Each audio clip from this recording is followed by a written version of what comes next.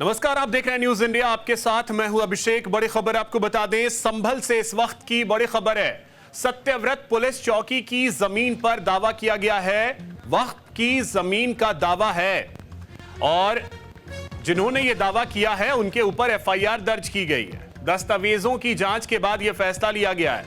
संभल में शाही जामा मस्जिद के पास बनाई जा रही सत्यव्रत पुलिस चौकी को वक्त की जमीन पर बनाने का दावा किया गया था। आपको बता दें कि ऐसा दावा करने वाले लोगों पर एफआईआर दर्ज की गई है और दस्तावेजों की जांच के बाद फैसला लिया गया है।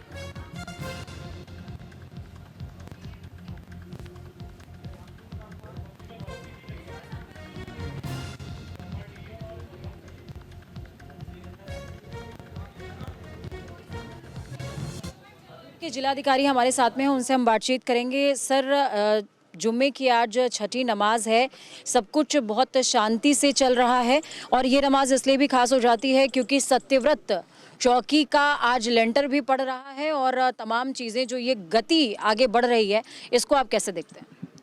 देखिए, शांति व्यवस्था कायम करने के लिए अपराधी आसपास के क्षेत्र से दूर रहे, इसीलिए कोई भी पुलिस चौकी बनाई जाती है।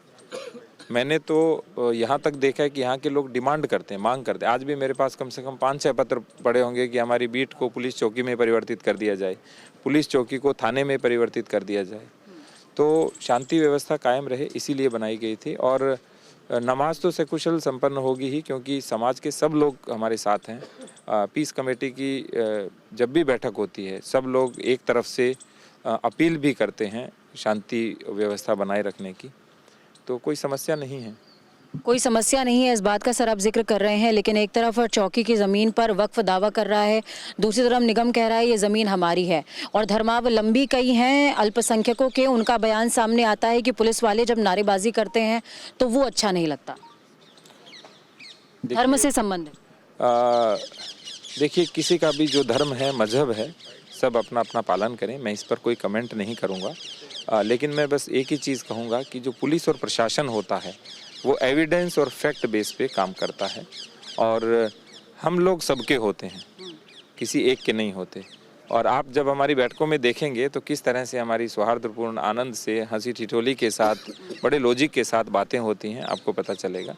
तो सब लोग हमेशा साथ रहे। अभी आप चारों ओर देखिएगा, जितने भी लोग हैं, जैसे पीस कमेटी के कुछ सदस्यों ने अपने सदस्य बना रखे हैं, वो लोग आई कार्ड लेकर के यहाँ खड़े रहते हैं, तो वो भी पुलिस का सहयोग कर रहे हैं।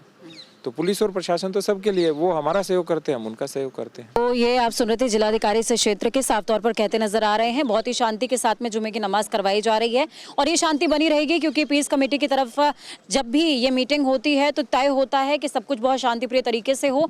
ये चौकी आप एक तरफ मेरे देख पाएंगे, इस चौकी का काम चल रहा है जिसके निरीक्षण के लिए भी जिलाधिकारी आए हुए हैं। आज मौका बेहद खास इसलिए भी हो जाता है क्योंकि देखिए, जुमे की नमाज है, एक तरफ जो मुस्लिम भाई हैं वो नमाज अता करके निकल रहे हैं बाहर और दूसरी तरफ देखिए ये चौकी लगातार अपने शबाब पर है, बन रही है, इसका लेंटर पड़ रहा है। तो ऐसे में बहुत ज़्यादा ज़रूरी हो जाता है कि शांति भी बनी रहे, कंस्ट्रक्शन भी, निर्माण भी चलता रहे, पर्यटन भी विकसित होता रहे।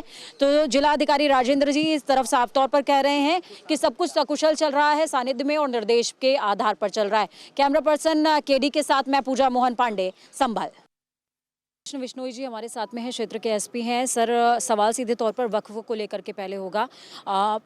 पहली एफआईआर इस पूरे मामले में दर्ज हुई है, वक्फ का नाम सबसे पहले जब सामने आया और निगम और वक्फ की लड़ाई में ये पहली एफआईआर जब दर्ज हुई, इसके बारे में थोड़ा सा विस्तृत तौर पर बताइए। नहीं, यहाँ पे जो 24 नवंबर को जो हिंसा हुई थी उसी के मद्देनज़र यहाँ पे सत्यव्रत चौकी जो आप पीछे देख सकते हैं, इसको बनाने का वो है निर्णय लिया गया था, ताकि यहाँ पे जो माइनॉरिटी हिंदू पॉपुलेशन है और जो मेजोरिटी हिंदू पॉपुलेशन है उसके बीच में किसी प्रकार का कोई भविष्य में किसी प्रकार की समस्या ना हो और दोनों वर्गों में शांति का एक एहसास हो दोनों वर्गों को, उसीलिए ये चौकी बनाने का निर्णय लिया गया था।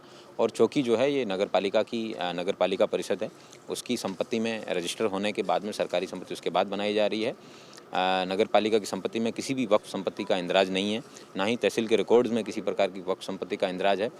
29 तारीख को एक डेलीगेशन के द्वारा कुछ कागजात दिए गए थे जिसमें करीबन 20 वक्फ की लिस्ट दी गई थी कि उनमें से एक वक्फ यहाँ का भी डिक्लेयर किया गया था, लेकिन यहाँ की दशा और दिशा जानने के बाद में पता चला है कि वो वक्फ है उससे करीबन 4 किलोमीटर के आसपास के संभल के क्षेत्र हैं वो सारा वफ़ के उसमें आता है, जो कि पॉसिबल नहीं है इस तरीके का कोई बड़ा वफ़। उसी आधार पे 3 सदस्यीय कमेटी की रिपोर्ट के आधार पर यह अभियोग पंजीकृत किया गया है, जो कि अज्ञात लोगों के खिलाफ पंजीकृत किया गया है।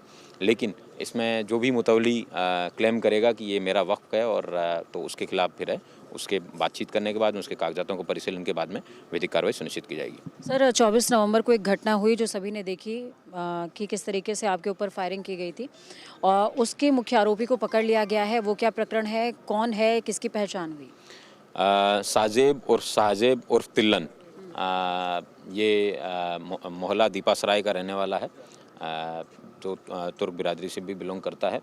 उसके द्वारा हिंदूपुरा खेड़ा क्षेत्र में जब पुलिस द्वारा दंगाइयों को खदेड़ा जा रहा था, छत से फायर किया गया है। कल उस व्यक्ति की गिरफ्तारी थाना नखासा क्षेत्र द्वारा करके उसको भेजा गया। उसके पास से एक 12 बोर का वेपन भी, कंट्री मेड वेपन भी रिकवर हुआ। उसमें 2 कार्ट्रिजेज भी मिले हैं।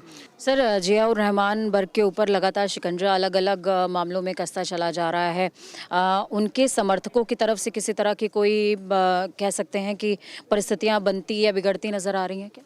नहीं, किसी प्रकार की कोई भी व्यक्ति द्वारा, पुलिस द्वारा जो विधिक कार्रवाई की जा रही है उसमें ना ही कोई किसी ने अड़चन पैदा कर रहे हैं, ना ही कोई अड़ंगा डाल रहे हैं। सभी लोगों द्वारा सहयोग भी किया जा रहा है और सभी लोग पुलिस के हितैषी हैं। जिन जिन लोगों द्वारा 24 तारीख को घटना कारित की गई, उसको लेके यहाँ के लोगों में भी रोष है। यहाँ के लोग भी चाहते हैं कि वो लोग जेल जाएं ताकि भविष्य में इस तरीके की घटना ना हो। तो ये एसपी क्षेत्र के हैं और सीधे तौर पर आप इनको सुन रहे थे, एसपी कृष्ण विश्नोई, जिन्होंने साफ तौर पर कहा है कि काम प्रशासन और सुरक्षा को मुस्तैद करना है, वही कर रहे हैं। जुम्मे की नमाज आज बेहद खास इसलिए हो गई क्योंकि देखिए रिपोर्ट आई है रिसेंटली, कल शाम को जब रिपोर्ट सामने आई उसमें अटैच जो विजुअल्स थे वो विजुअल्स सीधे तौर पर इशारा कर रहे हैं कि अंदर की जो नक्काशी है वो हिंदू धर्म चिन्हों से जुड़ी हुई है और वो इस पूरी जांच को किसी और लेकर के जा सकती है, उसका मार्ग डाइवर्ट हो सकता है। ऐसे में कृष्ण विश्नोई ने साफ तौर पर कहा है कि सुरक्षा व्यवस्था चाक चौबंद है। जो लोग नमाज पढ़ने आ रहे हैं उनको नमाज पढ़ने दी जा रही है और सुरक्षा का खास ख्याल रखा जा रहा है। कैमरा पर्सन केडी के साथ मैं पूजा मोहन पांडे, संभल।